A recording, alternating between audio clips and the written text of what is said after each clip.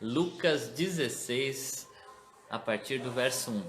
É a parábola do administrador infiel. Mais uma parábola de Jesus e vamos nesta manhã refletir sobre ela. É interessante que esta é uma parábola que foi registrada apenas pelo evangelista Lucas e é considerada também, uma das de mais difícil interpretação, a parábola do administrador infiel. Então vamos pedir graça a Deus para nos conduzir nesse texto da palavra. Vamos orar juntos? Senhor, nesta manhã, Pai, nós estamos aqui para esse momento devocional, para refletirmos na sua palavra, Senhor. Pois é teu conselho que assim o façamos, que meditemos na sua palavra de dia e de noite, porque ela nos proporciona vida, direção, libertação e principalmente salvação. Ó Deus, esses dias que temos nos focado aqui nas parábolas ditas por Jesus Cristo, quanto temos sido edificados, alimentados, tratados, Senhor, e tem nos proporcionado uma maturidade espiritual maior. Que nesta manhã não seja diferente, Pai, que o Senhor nos conduza em Tua palavra e possamos extrair dela, Senhor, tudo aquilo que precisamos para alimentar a nossa alma e para nos direcionar, em nome de Jesus. Amém. Glória a Deus. Disse Jesus também aos seus discípulos, também porque ele está na sequência aqui da parábola do filho pródigo, que a gente ministrou aqui em 3 partes. E ontem nós falamos, sobre a herança, sobre as riquezas do pai.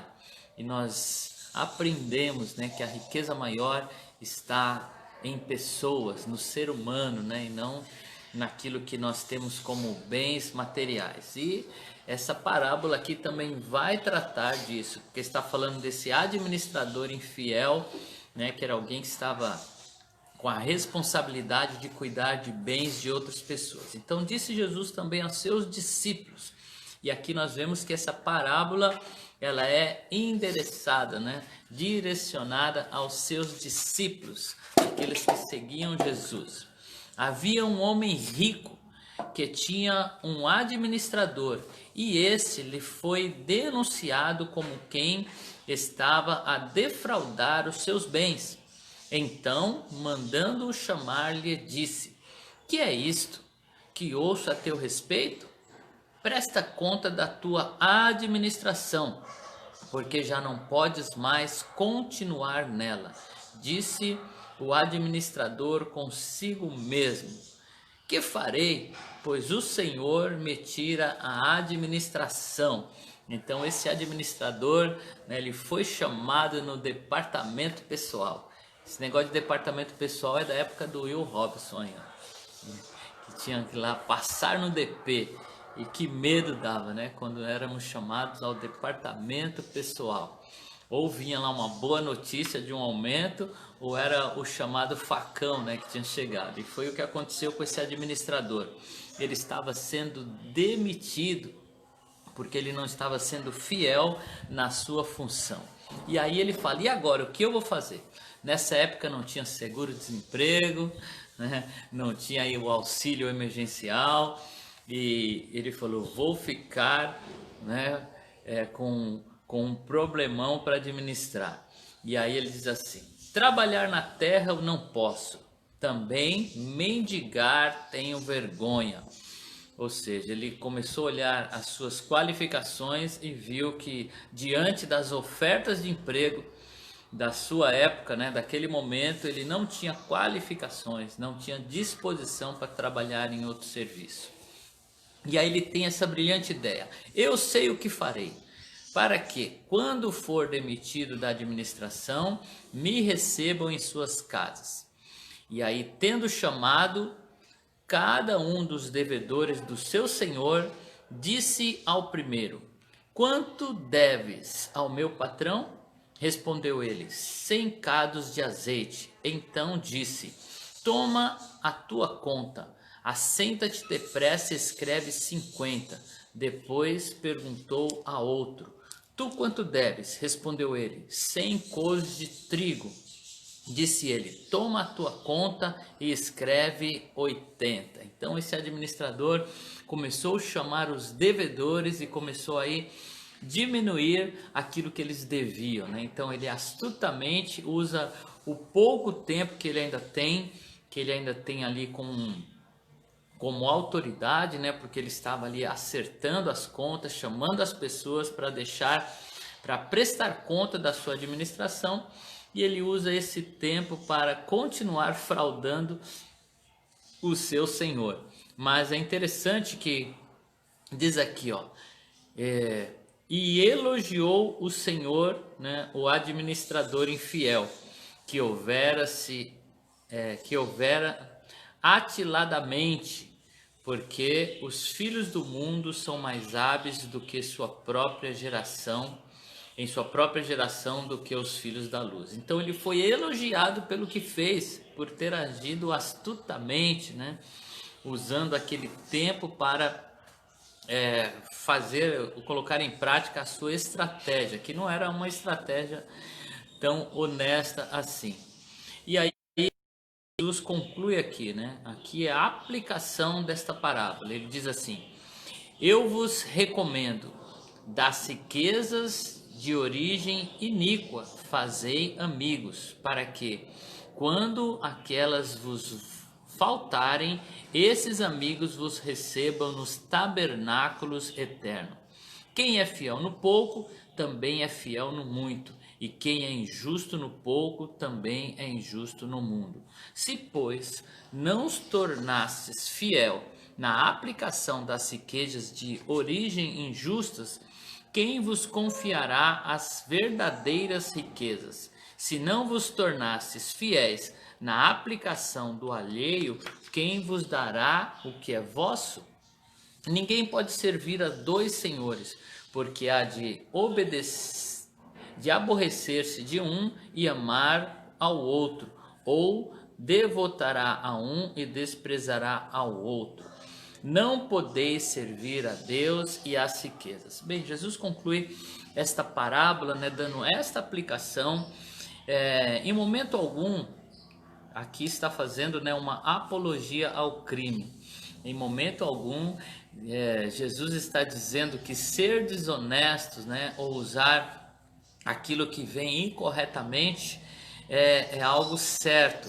Em momento algum, né, Jesus está tratando aqui, né, como aquilo que aquele homem fez é certo, mas os princípios aqui, aquilo que o Senhor está nos ensinando aqui, sim, é o correto, é o que a gente precisa tomar a atenção aqui para extrair desse ensinamento aquilo que nós precisamos, né?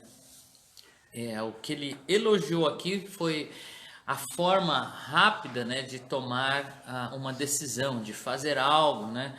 Por isso que ele diz aqui que às vezes os filhos desse mundo são mais astutos, né? São mais espertos do que os filhos da luz, porque muitas vezes os filhos da luz ficam se lamentando, murmurando, reclamando, ao invés de tomar aí uma atitude, né?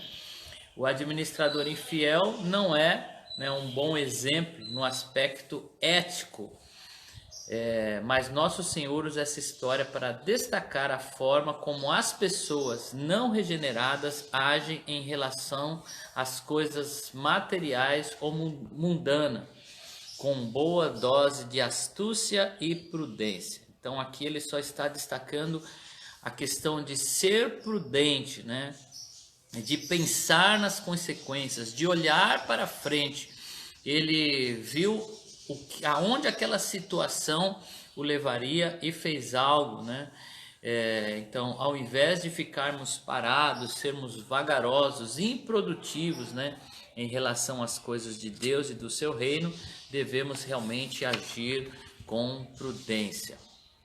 E nessa parábola Jesus diz assim: quem é, pois, o mordomo fiel e prudente, né? Quem o Senhor confiará os seus bens? Isso daí Ou seja, esta verdade também está na parábola lá em Lucas 12:42.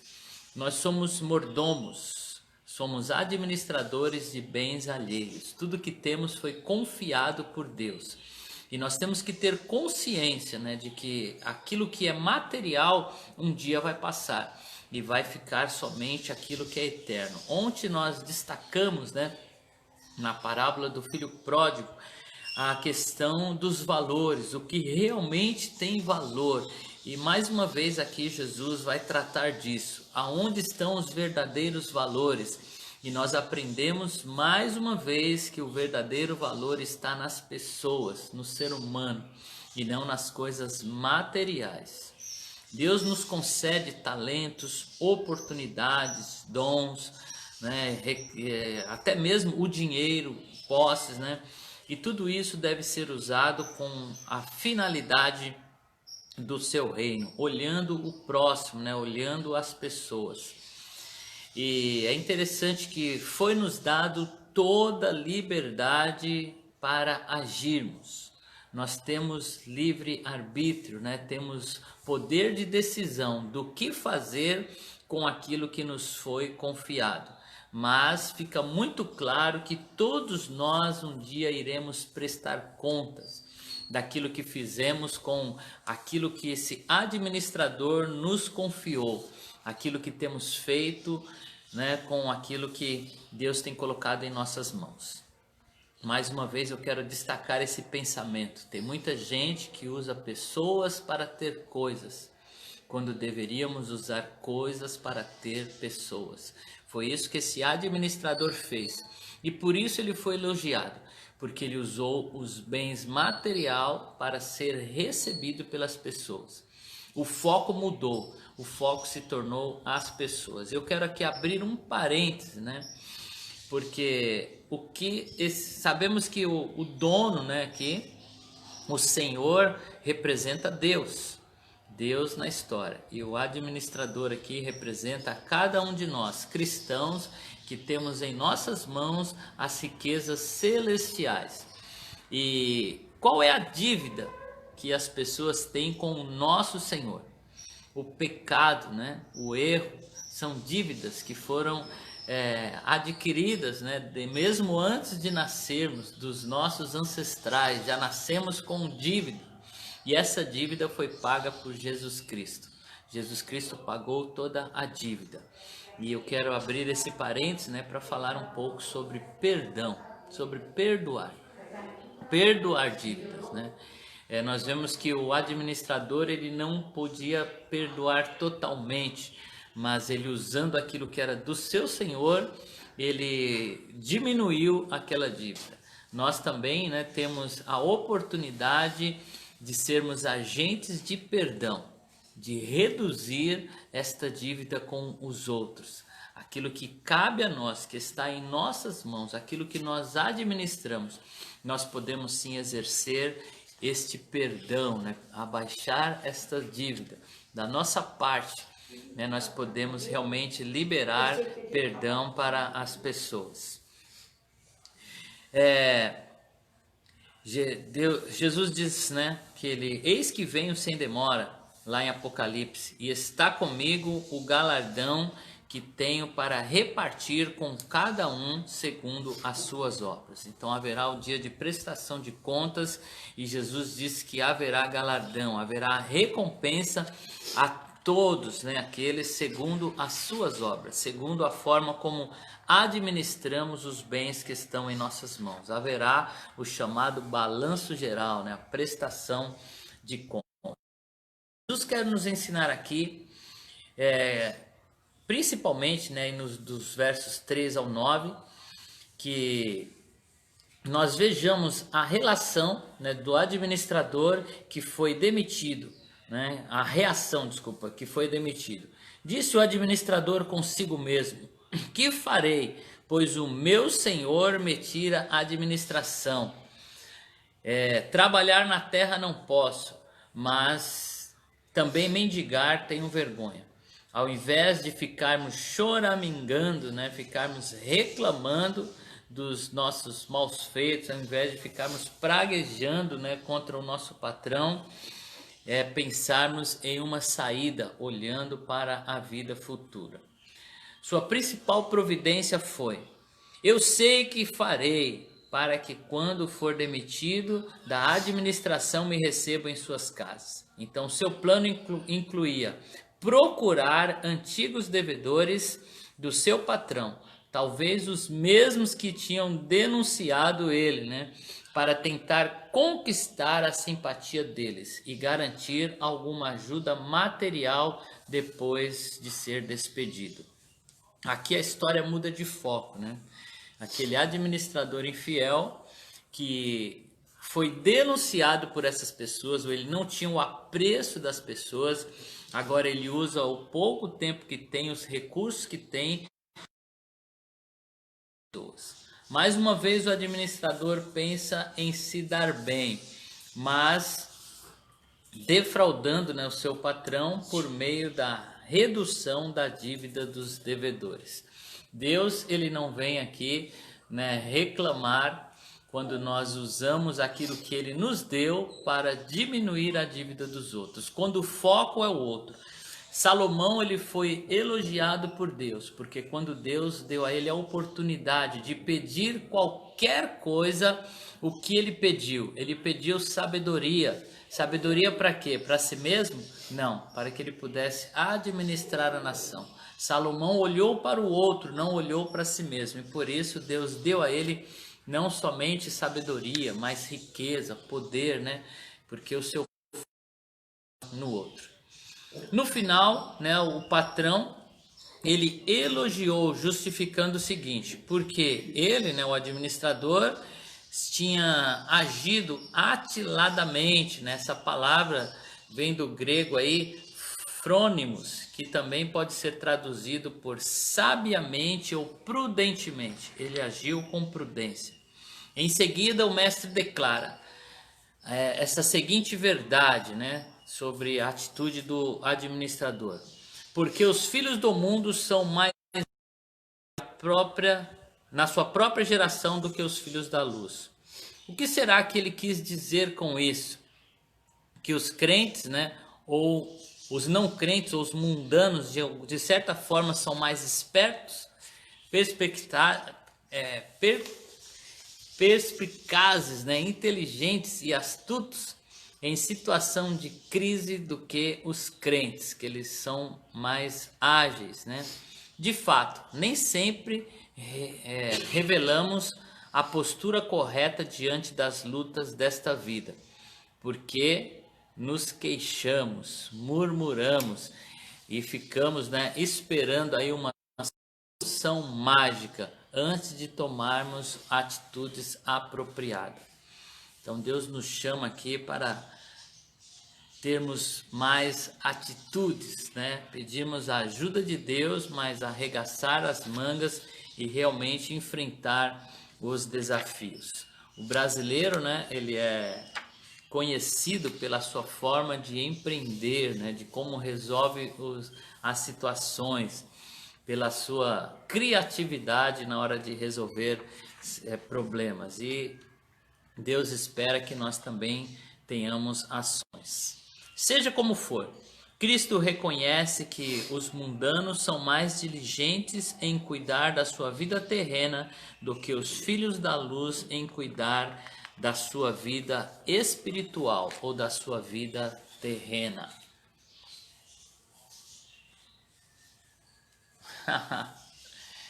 Juliana, a Recosta tá falando para você aqui, ó, que você é a sobrinha clonada dela, para você lembrar dela, da Regina. Ai, Jesus. E Jesus diz aqui que, né, quem é fiel no pouco será colocado sobre o também é injusto no muito. Nós podemos deduzir aqui que o pouco que ele fala está se referindo às riquezas, né, desta vida, aos bens materiais, a tudo que é relacionado a esta vida é pouco, porque esta vida ela é curta, ela passa logo, né? E o muito aqui representa aí as verdadeiras riquezas, né? São as riquezas eternas, são aquilo que está nos reservado aí juntamente com a salvação, a vida eterna, né? Os dons do Espírito Santo. Isso são coisas eternas, são considerados aí coisas grandiosas. A falta de fidelidade nas riquezas poderia ser vista como a avareza, a idolatria, né? O amor ao dinheiro, como alguém que pratica injustiça, né? Nós vemos tanta corrupção em ganhar dinheiro. E aí, né, fica aqui em evidência, né, a nossa política, tantas coisas que vemos que nos chateiam. Pessoas que estão em posição que poderiam se preocupar com o outro, com o ser humano, só com si mesmo. Nesse momento, né, terrível que estamos passando de pandemia, nós vemos as pessoas que têm acesso, né, ao poder, usando, né, aí o dinheiro de forma fraudulenta. Ao invés de socorrer as pessoas, eles ficam pensando em si próprios, né? E se esquece que um dia haverá juízo.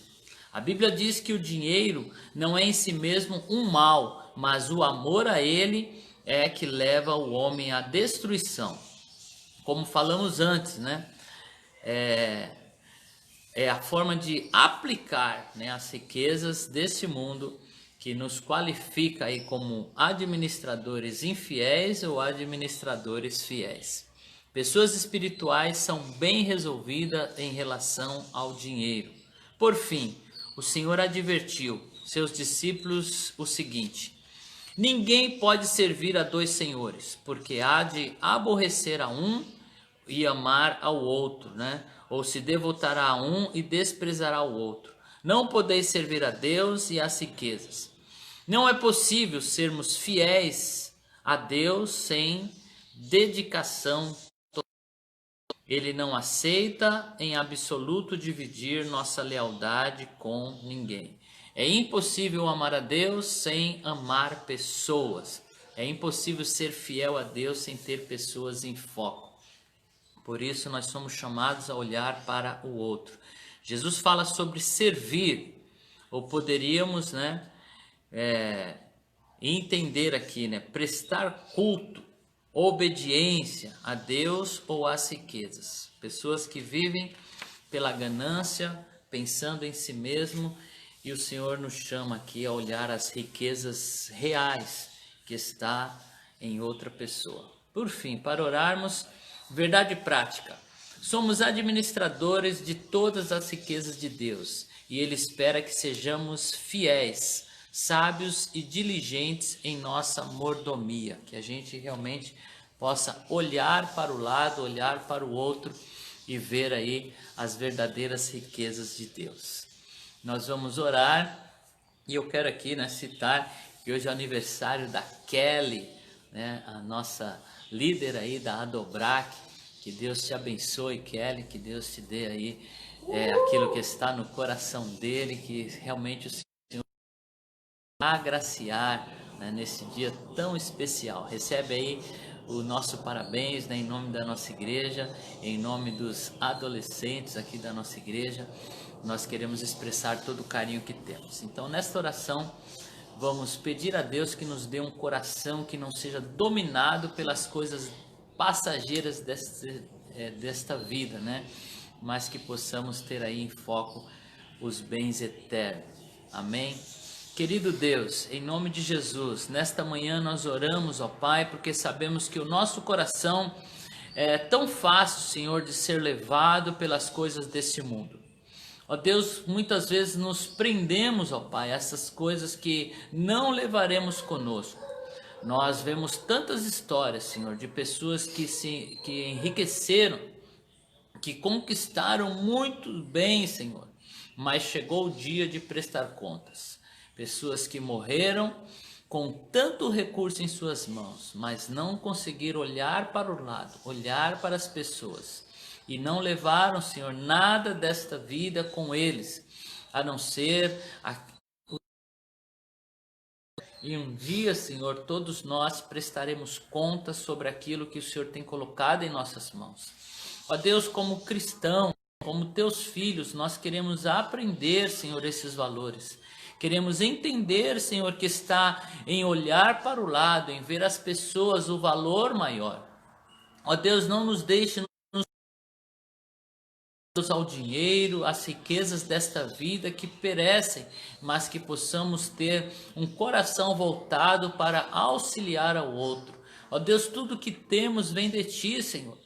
Por isso, nesta parábola, fica claro, Senhor, que nós administramos bens de outras pessoas. E também fica muito claro que o Senhor não se importa de usarmos os seus bens, aquilo que o Senhor nos confiou para alcançar o outro, para ajudar o outro. Por isso, dai-nos sabedoria, Senhor.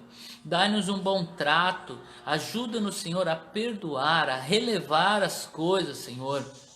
Ó Deus, porque um dia todos estaremos diante de Ti. Em nome de Jesus, Pai, dai-nos este coração desprendido, Senhor, deste mundo, mas totalmente ligado aos valores eternos. Em nome de Jesus, Pai, nesta manhã, nós louvamos a Ti pela vida da Kelly, que o Senhor continue abençoando, conduzindo a Tua filha, ó Deus, prosperando os Teus caminhos. Coração que sempre se volta para Ti. Orando por ela, Senhor, eu quero agradecer a Ti, louvar a Ti, Senhor, e pedir por todos os nossos irmãos que também estão aí completando mais um ano de vida. Bom, Senhor, saber que a Tua mão tem nos dado condição de vivermos um pouco mais. Em nome de Jesus nós Te louvamos. Amém. Que Deus abençoe.